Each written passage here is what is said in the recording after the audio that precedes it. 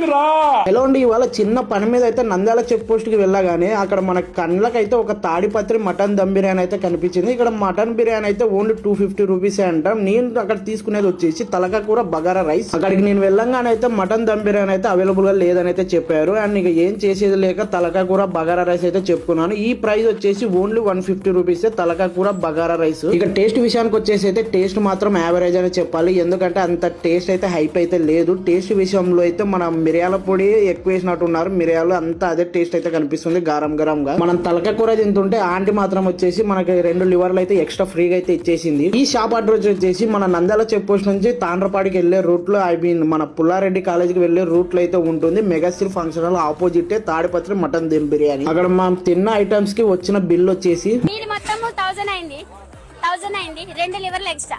ఏం మాట్లాడుతున్నావురా, నరాలు కట్ అయిపోయింది. మొత్తం 1000 అయితే అవ్వలేదు, ఓన్లీ 300 రూపీస్ లో అయితే అయిపోయింది. ఈచ్ వన్ పర్సన్ వచ్చేసి 150 రూపీస్ అయితే అయిపోయింది తలకాయ కూర